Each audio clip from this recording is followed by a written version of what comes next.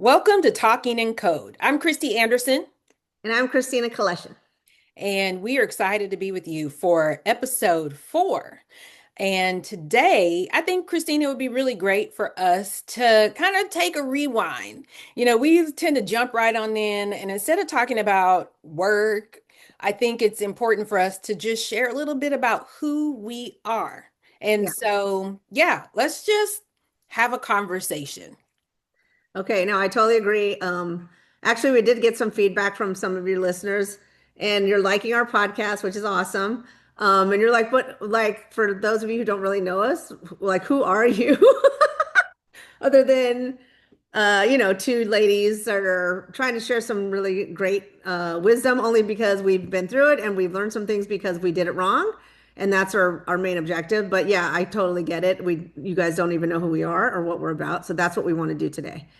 So we do you know, want to make it super simple and easy. We have some questions that we want to ask each other because I think it's cool. But for the most part, do you want to start? Do you want me to start? Yeah, go ahead, jump right on in.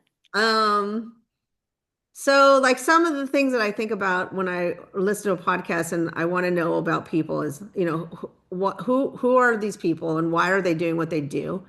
What motivates them? And so, I would just say I am a woman in their late 50s who's still super excited about being able to coach and mentor people if the opportunity arises.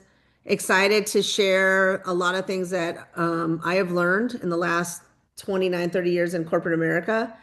And I'm also, I would say, lastly, and even more important to me, is being a voice for women. So for me, that's a personal goal, I guess, for lack of a better word, that and we were having a conversation earlier. I can't, I guess, at my age and in 2026, I can't fathom the fact that there's not more women leaders. I can't fathom the fact that just the other day in the Oscars, the first women cinematographer got an Oscar. I'm just like, we are so behind. And so this is a reason why I'm hoping that with all our collective voices, not just me and Christy, but all of us, the next 10 to 20 years are going to speed up and it's going to look a lot different for us. And that is my hope. And I think with that hope, the world will actually change. And so that's really why we put a lot of effort, or for me, why I'm so excited about this medium and excited about the things that we're putting together in the company. And that's pretty much why we're here. Well, I'm here. Christy, Yeah, what about you? yeah. So for me, similar sentiment. I have a little bit different journey. I also am in my 50s. I'm in my early 50s. And have come through my journey in my career primarily as a single parent. And so I speak a lot for those that are, if you're a single parent, if you've had to go through and struggle through life. I've had lots of ups and downs, and not just advocating only for, equity, and really making sure that women have that voice. That's important to me. The struggles are unique. And I think that whether you are early in your career, whether you are looking for upward mobility, which some aren't, right? And that's something that I think has always been something that I've struggled with, is an internal clock that's like you're on a time clock to get some things done in this life. And I've had to kind of outdo myself in a lot of ways, and maybe not some unhealthy mindsets, but really unpacking a lot of life tragedies that have had to keep me grounded and reinvent myself multiple times.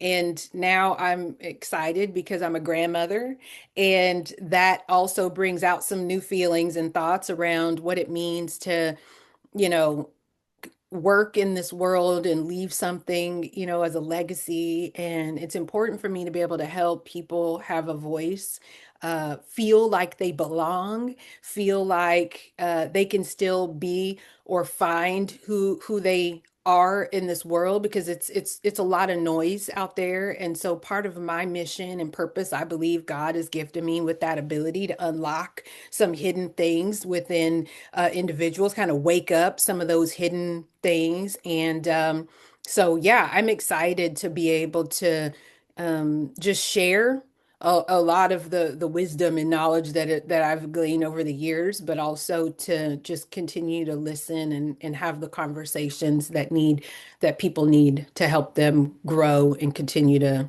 yeah, make it in this world. It's good.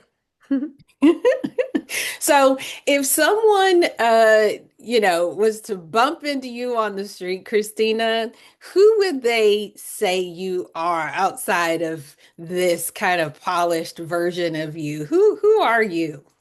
Just the other day, I go to Trader Joe's. I love Trader Joe's because I think those, I don't know if you call them cashiers anymore, but they embody like what I believe in, which is like great customer service or just loving people or just like loving your job. I think all those three things are so important. And I would say that 99% of the people that I interact with or bump in would think that I'm funny and or nice. Have a if I end up laughing, I'm a loud laugher and I talk a lot. I think those are the things that people would instantly kind of find out about me if you bumped into me. Yeah, yeah. Well, yeah. So what about you? If I bump into you, what or anybody, what are they gonna find? I think they'll find that there's more to me than meets the eye. I mean, obviously, I've had a lot of things to overcome as far as, people making assumptions about me and who I am as an individual. Yeah. I would love to believe I am funny, actually. And I have a sense of humor that's on the raw side. I do love, to laugh too, but I have a very serious side. So I sometimes have to kind of make sure that I tamp down the serious and just, be a little more practical in my approach to things because I have that where I'm always in my head. If people saw me, they would assume that I'm all about fashion, and I am. So they always compliment my hair and my nails. That's what happens to me all the time. And so I always am trying to make sure that they know there's more to me than hair and nails. And I have to tell them, oh, well, if I'm wearing some of my clothes, because I was a fashion designer for several years. I'm not sewing right now, but that's been a big part of who I was. And I'm highly creative and I'm always wearing something with some bling or sparkle. So I love shiny things. But I'm highly creative. I am an artist at heart. So how did I jump into corporate? I don't know, but I thought I was going to be in New York doing fashion, for the rest of my life. It's funny that we're having a corporate, persona, but I have these multiple personas. If they saw me, I now they bump into me. I'm going to be in tennis shoes. I do a lot of hiking, which I never thought I would do. I go to the beach quite a bit and like to do that. I love being outdoors, which is funny because that is the exact opposite of everything that I would ever say about myself. But something about being in California has drawn out different things, and it's a lot of that relaxed side of life. But yeah, I get excited about things like AI technology, which is also pretty interesting because that jumped on the scene and I was like, oh my God, I love it. I love being able to travel. That's another part of conversation that I love to have with strangers is that I love traveling. And I love being around, my kids and family. I'm a family person. So yeah, multifaceted. That's all I can say in about 30 seconds. But yeah, love family, art, and travel. Those are good things for sure. I think just to carry on, I'm into sports and I love poker. Those are like some things. I love my family too. I have a grandson. He's amazing. I think that I was raised as a boy, and I'll tell about more stories about that in other podcasts. Was my dad's best friend and learned a lot about sports and guns and just a lot of cars. I love all that kind of stuff. I Yeah. took auto mechanics in high school instead of sewing or like football. So So we're so on the we're polar polar opposite. I opposites. took fashion in high We're school and polar you took opposites. auto mechanics. That Yeah. is funny, Christina. Yeah, but I was also a theater and dance nerd, so I love theater, journalism. I love school. I'm people don't know this. I was telling the story yesterday. I love school. I was at school from 6 in the morning until like I could they'd kick me out. And the reason was I did not want to be home on one, but two, I love to learn. I loved everything about school and I was always there. And yeah, I did school came easy to me and Yeah. I enjoyed it very much. Yeah. So That is the exact opposite of me. I did not love school, and it's so funny because my dad always tells the story. He would, people would always, be like, "How are your kids doing?" And he's like, "What do you want to do when you grow up?" And I was just like, "I don't like school." And I used to tell my dad I did not like Oh, school. wow. Barely made it out. I mean, I was very, very adept at English, and so that was a part of it. But math, kicked my butt, never even Yeah, passed geometry. I didn't really thrive in that environment. I just yeah. didn't like school. I loved education. I loved learning, but I did not like school. So that is just one of those things that Mhm. you know how you always hear the stories about the tech bros and the CEOs that either got it through grit or were highly educated. I was the got it through grit person because I wasn't able to really find the joy in going to conventional. So just kind of funny. So tell the people, how did we meet? Because a lot of people don't know that story. So how we met is I had been at Herbalife, I think already I had been in my other company about 15 years already. And I'd just recently had switched from one team to another. So I was in the sales team for a number of years and loved it, had traveled, had my own what do you call it, location, so Midwest and Canada, and I was really excited about that. And this really great opportunity with an advancement came into something I'd never done before, which is they call it the contact center. So I was in a world that I was not familiar with. And so I was lucky enough to be able to hire somebody. We're looking for a manager. And so I had interviewed a number of people. And I don't know, like, I don't know if it's like, in the contact center world, it's interesting, right? There's some unique individuals, and nobody really fit. So this is the truth, y'all. I just want to kind of paint the picture. So I'm on my like 10th interview. I'm pretty tired. I cannot find my person, I guess you could say. And so then I'm sitting in the room, the office I have Chrissy scheduled. I think I'm in a jersey. I'm in a Bronco jersey because maybe it was a Friday and Broncos are my favorite football team. And again, we're complete opposites. I really don't wear makeup a lot. I don't always do my hair. Quite frankly, you'll find me in hats most of the time like this and probably had a hat on that day. So, um, so Christy comes in. And I'm telling you, I think if you've ever, this has happened to me a couple of times, but I was like, oh yeah, yep, I'm gonna hire her. And she hadn't even said anything.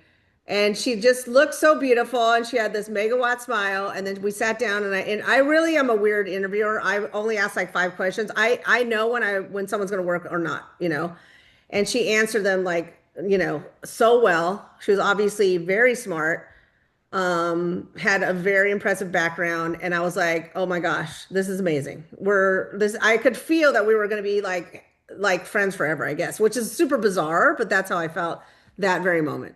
Yeah, when I came into that room and it was a Friday, Ah, okay. and I just remember like, what the heck kind of company is this? It's like she had a cutoff shirt, well, and a big Oh, tattoo on her arm, and I was just oh like, boy. this is unconventional because I came from contact center, and then again, and that was my background, but on a very much different level of and it wasn't like unprofessional, but it was just so relaxed, and I was like, what the heck kind of place is this that you could come in and be in jeans and have on a Broncos jersey, and but we had the best conversation, and when I tell you that meeting you that day, I didn't know that I was going to get the job, but I remember it was like, this is going to be challenging and it's going to be, all of those things. And I was like, okay, I'm up for the challenge. And from that day forward, it was like,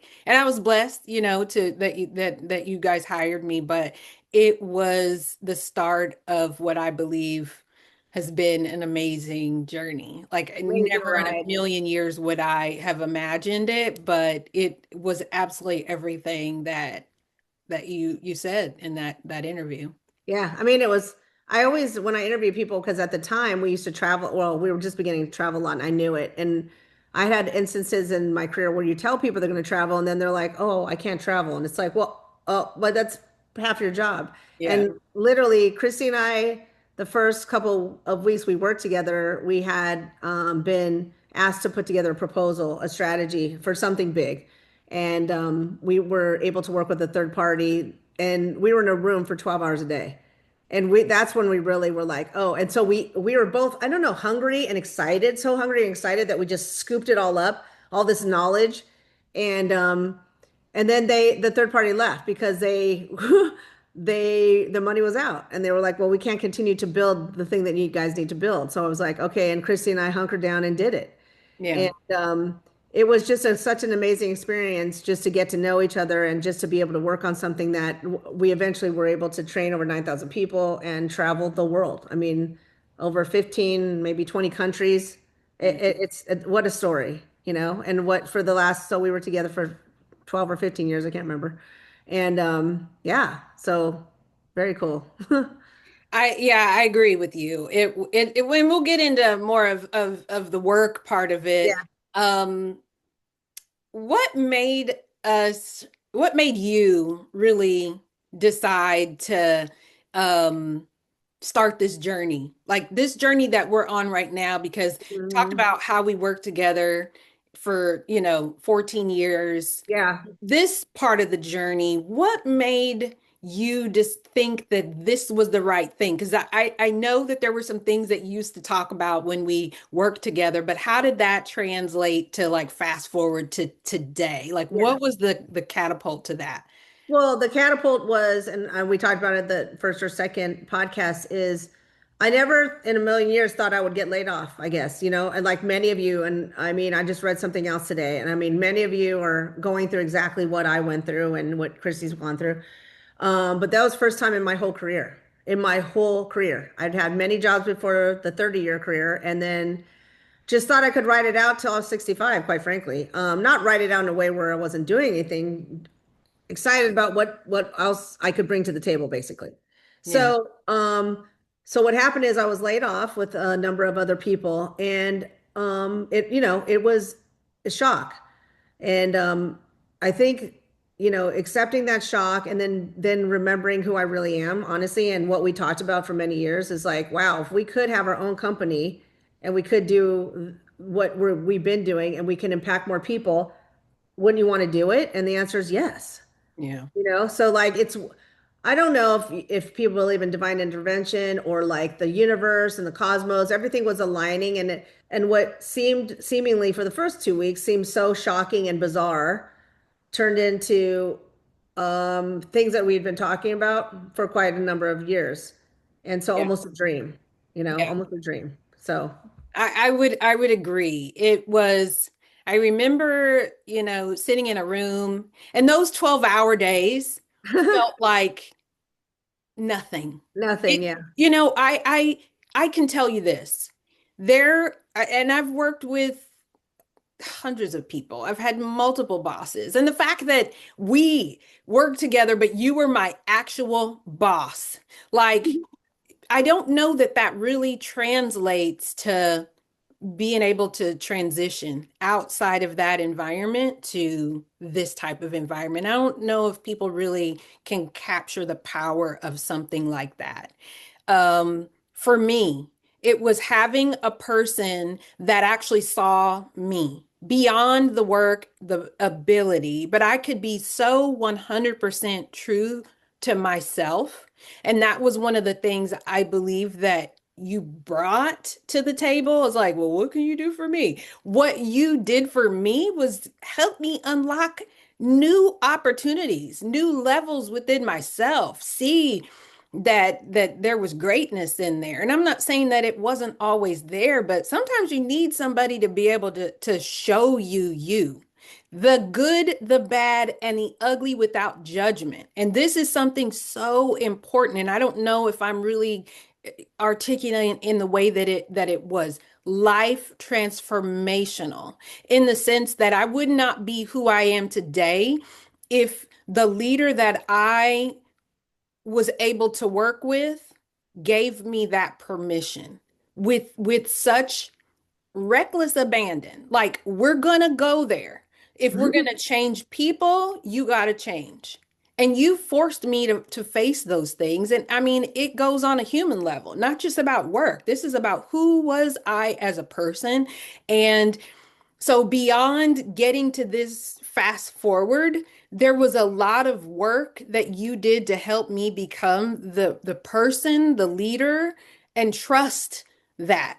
And that is to me something that I could never, you know, say enough. It just is something that I just don't think that, I think you only get that one if you get one at all. And you were that for me. And on a human level, I just have to say, and I mean, this is like, thank you. Like it just would, if I could go back and say it all again, I would not change a thing about it. I Mhm. wouldn't change a thing. Yeah. I mean, I want to say a couple of things about that. Number one, thank you. But number two, same for me. So again, what you brought to the table, especially the last 5 years when I think I started to get frustrated with what was happening and my role and kind of my impact because it wasn't the same as it was the first 10, I guess I could say. Um, the first 10 though, what was so great about it is like I had lived in this one place for so long that I had no other outside kind of skills. I'd done some certifications or whatever and I'd read a lot, but what Chrissy brought in was I think another level of leadership, another level of professionalism. I mean, I started to I'm like, oh, I got to probably look a little better and present myself better and kind of elevate my game because the world's a big place, and I want to be out there. I mean, I've never been uncomfortable and nervous. That's not in my DNA, but it's definitely like, okay, wow, I got to up my game, man. She's like on top and a wealth of knowledge and just so many, I would say, operational excellence that you brought to the table that I was like, oh, listening to everything you said and like writing it down. And so it was such a great partnership in that way. But I'd also like to acknowledge the fact that listen, we gave the space for this to happen, I would say, and that why it was successful. Did we get mad at each other at times? Yeah. Did we not like each other? Probably sometimes. But we were able to say our truth and forgive and move on. And I truly believe that if there are more partnerships like this, the ability for women to get ahead. And I'm not even money's great and advancement's great. We love them both. Don't get us wrong. But it's even, I think, to the core of women just being so vulnerable enough, but also open enough to be able to create these relationships to improve us all, as women. So that it's been a very important, last, what is it, 12 or 15? I can't remember. Sorry. As we've been navigated through so many things, very, very, very awful things, and still been able to come out of it, wanting to do more and wanting to create something to impact even more people. I mean, it's just amazing to me. So I thank you very much as well.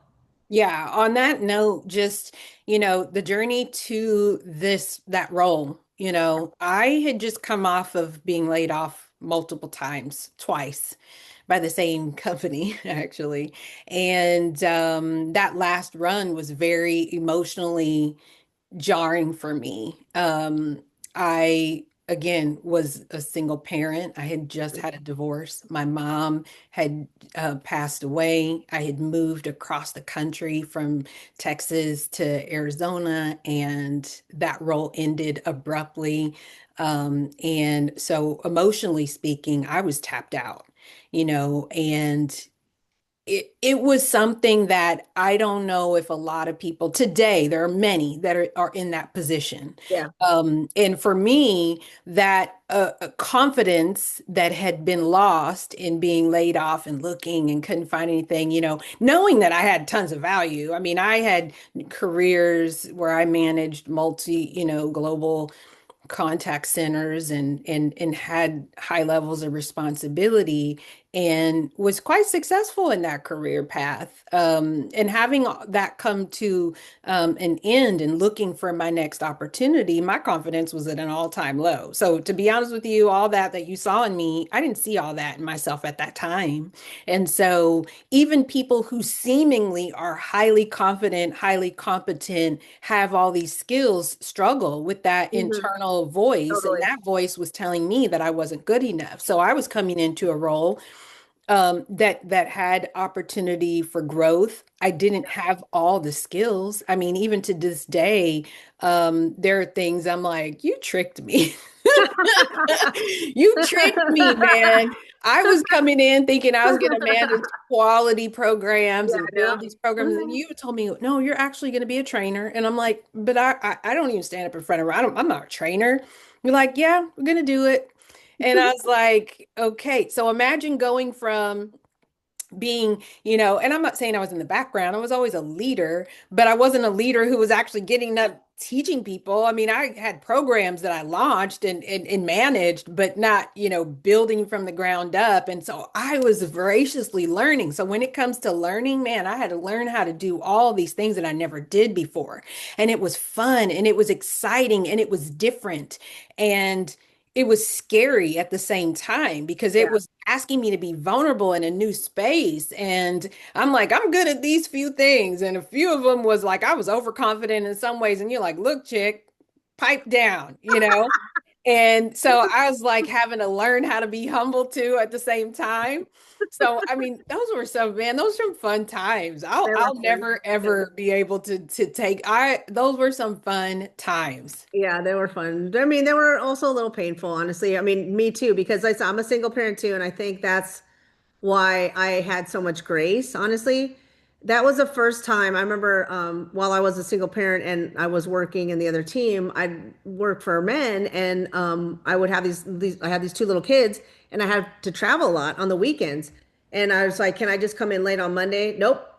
I mean, there's all these no's, no's, no's, no's. My kids are sick. Oh, you better figure it out. Nobody had any empathy for me as a single parent at all. And I was like, it was devastating and it hurt. It was really hard. And so when I'm able to extend the same thing that I wish was extended to me, it was a pleasure, and again, something I hope for many other people. It's really tough to be a single mom. It's the toughest job in the world, Yeah. honestly, I would have to say. And we're lucky because we live in America. It's probably tougher in other places. I'm not even going to say like, it's just when you raise kids on your own, it's difficult, and you go to work and you're doing all the things because you're like talking to yourself basically. You don't have anyone to say good job, pat you on the back or see if you're crazy or just take a load off when you're in a bad, what I mean? It's just hard. So I think that through that journey, both of us, my kids were older by then, not, they were still in high school, but and yours were little. And I was like, man, and then we started traveling, Yeah. and I admire the fact that you were able to, get the care that you needed for your kids and good care. And that's thank God.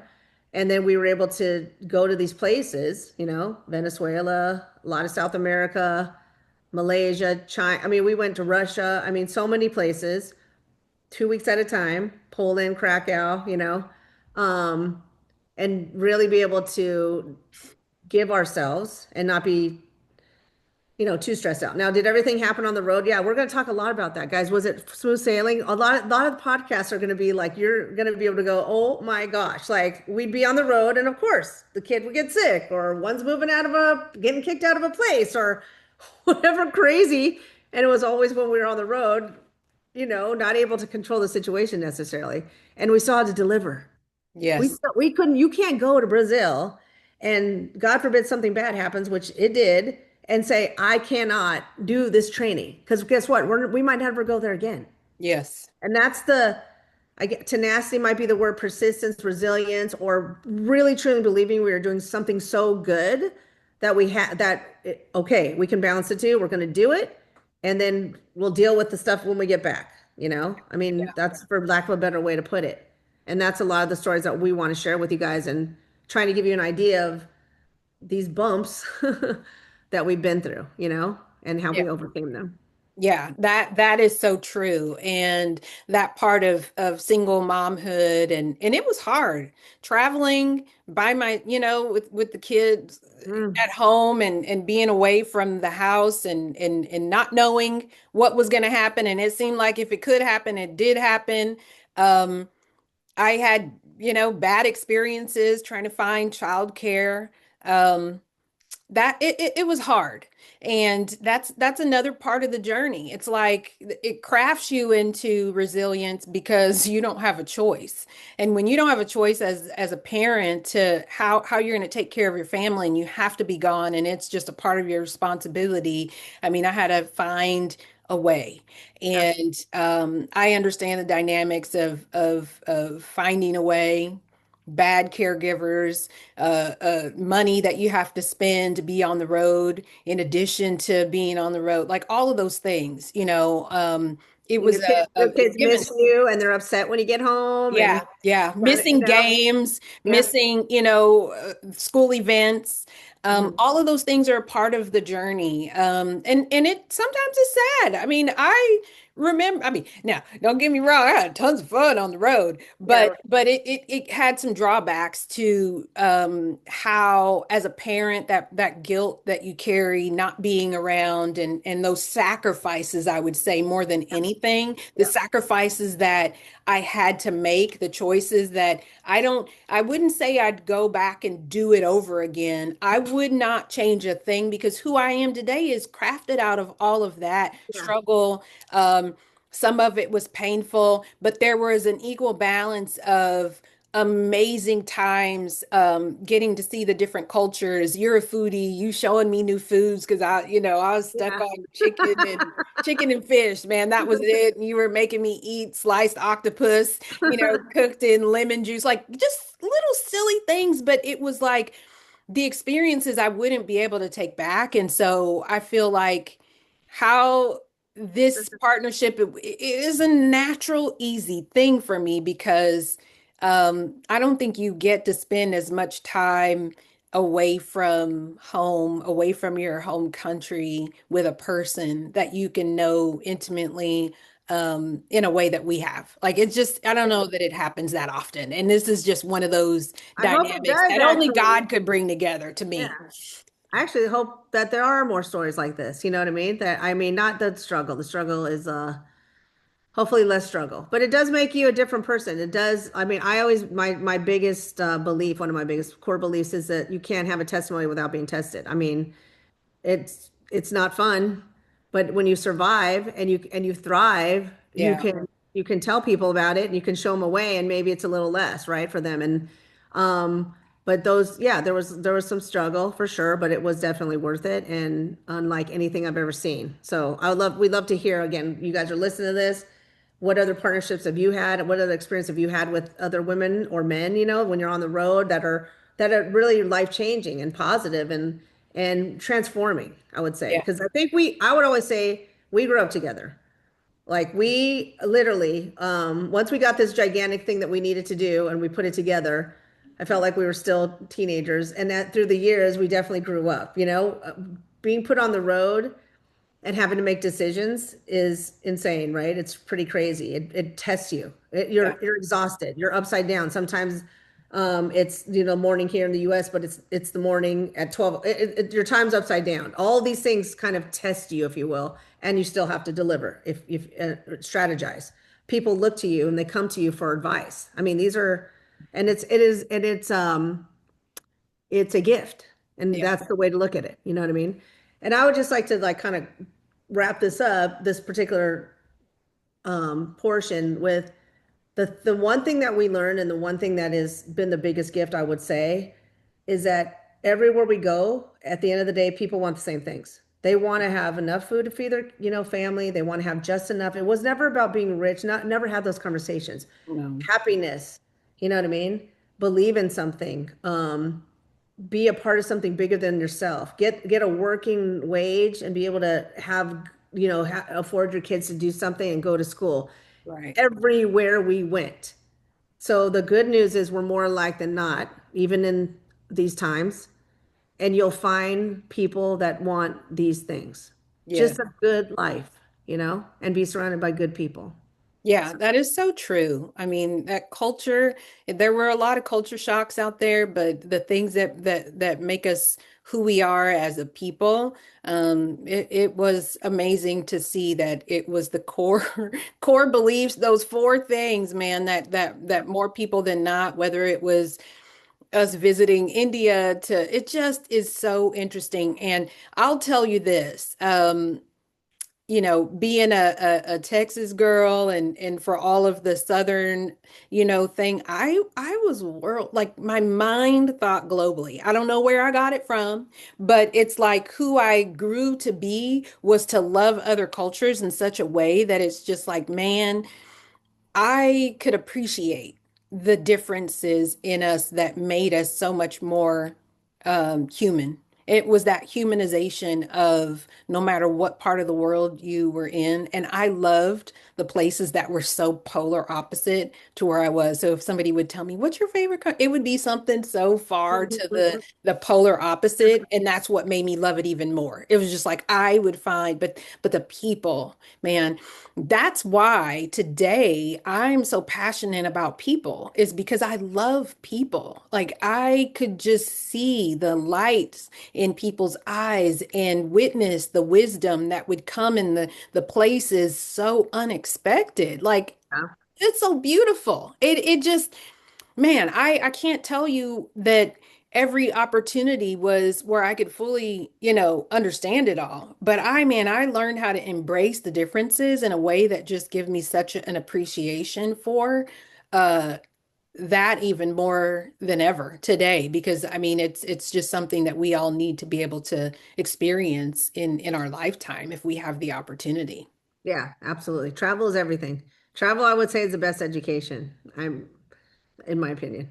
So I agree with that 100%. So we probably have about 10 more minutes. So I kind of want to go and dig in a little bit about what is it, Christy, that's like something that most people don't know about you. So what is it? What are like something super like crazy, I guess, that like looking at you immediately we wouldn't think this, whatever this is.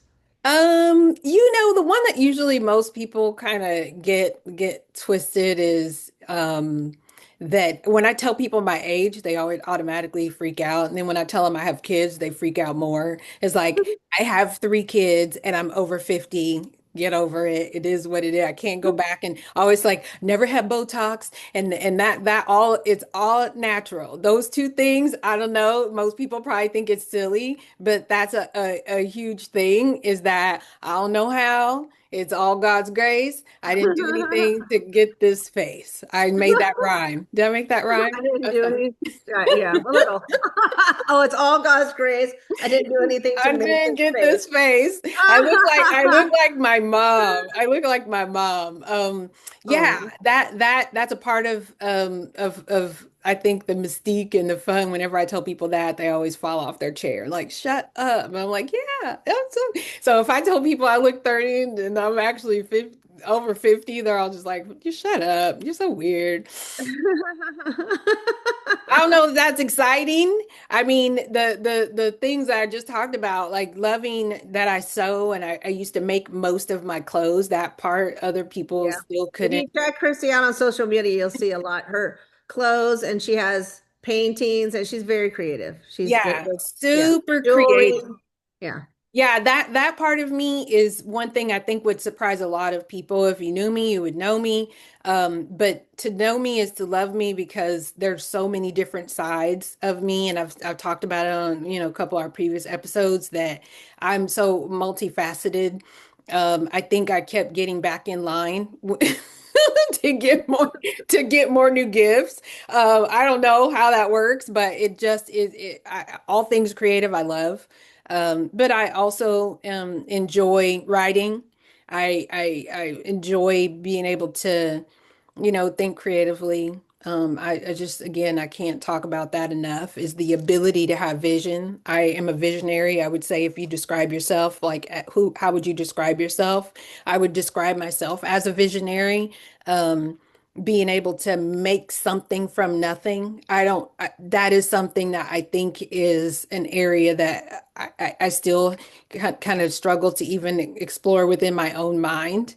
Um, Being able to go to sleep and then be like, yep, that's what I'm supposed to do tomorrow. That's like a thing for me. Like I just know. I don't know how I know it. It's just like it comes out of my gut and then all of a sudden I just come with a new thing. So I say I'm always ever evolving. The ability to just that was something I was thinking about earlier today.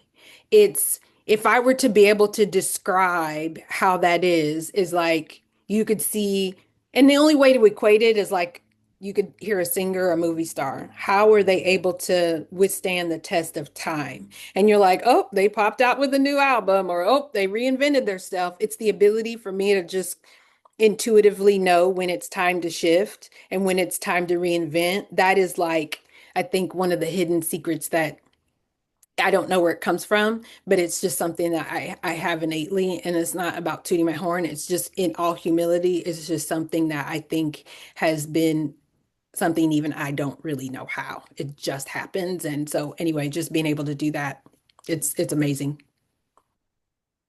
How about you? Um, none of those things. No, just kidding. Um, what is something people don't know about me? I'll just make it simple. I love to play poker, and you wouldn't tell. Because I think I used to think a certain way about people who play poker. And the reason I never did it is, like a lot of people, I'm not really into creativity. Like I hate crafts. Okay. Like I can't. Okay. All my friends are like crafting, and I'm like, I gotta go over here. I can't, I'll read a book. I don't know what it is. I'm just not good at crafts. Or you'll watch sports. Or I'll watch sports. Yeah, I'm the opposite of those things. And so I also am dyslexic, by the way, and so I transfer numbers. So I actually wasn't good at math. I got through it, but it wasn't. And as I get older, I'm like doing it more and more, so I have to be really careful. So I thought I could never play poker. No way, because I can't. I'm counting on my fingers, right? So it became part of kind of something my husband was doing, and I wanted to. And I used to sit there and I enjoyed it. And then they're like, "Just come on and learn." It took me a year, honestly, to learn, and now I love it. It's my what do you call it? Favorite abandonment thing to do, where you can just really get sucked into the game. And I want to win, and now I know how to do it. Because a lot of it too is like is acting, I love to act because I did theater for since I was 6 years old. And I'm like, this is cool. And I just love the hour or two I get to do because it like you're present to it. That's what I Yeah. love about it. Yeah. And I'm still counting on my fingers. Sometimes I'm like, wait, that's not, I'm gonna, okay. But the ability for me to go from zero to being, I think, competitive has been like a very cool joy in the last 5 years of my life, strangely. I mean, like super weird. Like I would never think in a million years that I'd be a poker player. So Yeah. I think that what's great is I am also I think I like to do things that are, just out of the box. That's my thing, and hopefully do them well, or just at least try them, but nothing like to do with crafts. No, not or cooking, by the way. I Or actually do like sewing. to cook. I can make I used to make some amazing when I was vegan, I could make some amazing vegan You meals. do So that's cook the other well. thing I love. I love Christy, cooking. I don't know if there's anything you can't do well, actually, but that's just, I just don't know. There's some But stuff. There's some stuff. I can't swim. That's one. Oh, well, yeah. I If I can were to swim. say something that I don't do, hey, let's do a couple rapid fires. So I'll answer and you answer. So I'll ask you, coffee Okay. or tea? I like both, but coffee well, I'm 50-50. Next. I just love tea. I like to have my coffee in the morning, but I love a good sun tea. Like Well, that's my I thing. love coffee, but my Oh, favorite tea, hands down, Earl Grey. she's a tea girl on the road. We had to I find drink Earl Grey. We coffee could be in any though. kind. Can I please have an Earl Grey? I'm like, oh boy, they don't think they have it here. Earl Grey with cream and sugar. Learned it in the UK, so I gotta have the cream and sugar. But lately, I've been stuck on iced coffee. I love it. Can't get enough of it. So I haven't had tea lately, but I That's like. funny. Mhm. So early bird or night owl? Both. So Yes. I like to get up early, and I like the quiet of it all, and I could do a lot of things. And then um there's lots of times also when I can stay up till 2 in the morning and just have a good time. So I would say I'm both. I think I've had to Not be both, consistent. but if I do, I'm pretty much a night owl. I don't know Yeah, why I stay up way too you're late. up at all hours of the night. Yeah, yeah, yeah. So that's a story for another day. I'm just like that on Friday and Saturday. No, just kidding. I wish if I could just be like, oh, if what's bugged me is how people could just lay their head on the pillow and just like That's just me. all of a sudden you're snoring. Remember, I'd get on the plane and I'd pass out. Everyone's like, I hate her. I'm like, good night, everyone. That's like we're so opposite that way. So, a book, a leader, or a thinker who has influenced you. So many books. Obviously, the Bible is very influential. I would say it's going to sound super weird, but one of the books is Seed of the Soul, and it's by Gary Zukav, and it literally changed my life in a time when I needed to redirect. Such a just it's I don't if anyone's into it, look them up. It's just very interesting. Now, again, when I read things, I take what I can and I leave the rest. I'm not like a person that necessarily like it's written and that's what I believe. There's just a lot of interesting things in that book. And again, at a time when I really needed to think about my soul, I would say, and understand what are we doing here and how can I do better. And it really did shift, I think, the trajectory. I'd read it about a year before I met you and started to solidify how I guess, legacy or how I wanted to really have impact in the world. And so that was an amazing first of many, many, many things. Jim Rohn. I grew up with Jim Rohn. I got to meet Jim Rohn. I got to be mentored by Jim Rohn. I'm very lucky having to have that. So, and he wrote a lot of books, a lot of mini books, which are super cool, and I make people read. So I would say that as a start. But we could talk about book. I could do a whole hour on books. Go ahead. What about I know you? you could. I know you could. So, just be in closing, what's one lesson or like life lesson or leadership lesson that you just live by? What's one thing? I think people first. So what I mean by that, and I'm serious, is no matter what's happening, what project, what very important thing we're all working on, what goals we have, if somebody's going through something, we gotta surround them. We have to support them. We have to have empathy. We have to be about that. I have to put myself in their shoes and I have to give them as much time as they need. And everything else is going to work out. And I've seen it. And you cannot dispute me on this. There's a billion dollar company. They need all these things. We need to make sure that our people are taken care of. If you take care of people, they're going to take care of you. And that's how I want to be treated. And that's how I hope that I've treated others. Yes, that is my exact philosophy. It is people matter. AI, all of the transformation, change, it starts with people. If you don't connect with their heart and mind, you will not be able to get people to change. I know we were on a soapbox about that earlier this morning in conversations. I believe strongly that every change starts with a human heart, mind, and soul. If people can connect with it, they can actually do things beyond whatever you're asking them for. Hmm. If we put people last and we're seeing our culture diminish who people are, they need to know who they are. And at some Hmm. point, yes, it is their responsibility as individuals, but we spend way more time at work than we do at home. And I do believe that there is a place in the workplace for us to help people with change and transformation as human beings. They Hmm. will do the work. But if we give them space and place to be themselves, to be able to grow, to be able to feel vulnerable, to be able to grow into who they're becoming, people will change. It may take them 10 years. Some people may not. I know we talked about that 50-30-20 rule. Those that can't will never, but those that can will move if you give them the right space Yeah, and I think it's desire. So I think everyone can change. I do think that everyone has the ability. And it's to me, it's timing and the true desire, almost like hitting rock bottom of going, you know what? Yeah. Yes. Yes. And no matter how much it takes and maybe how painful it is, I'm going to do it. And I'm committed to it until. And I think that's the difference. Everyone has the ability. And we're born with these abilities. Now, whether we take advantage of it or not, or are aware, it's awareness, right? So that's a lot of the stuff that we talk about and we will bring to the table because it's very important. Yeah. Well, I hope that you guys were able to glean a little bit about who we are as people, our thoughts on the world, what we've been through. This is just a little taste. I mean, we haven't even scratched the surface on all the amazing things that I think we're going to get an opportunity to. Be sure, and if you have questions for us, leave your questions, leave your comments. Forward this to somebody who you think might want to get to know the code. Talking in code, again, this is our platform to be able to share. We're going to have special guests on, so be sure and tune in to our next episodes. And again, always thank you for your time and talk soon.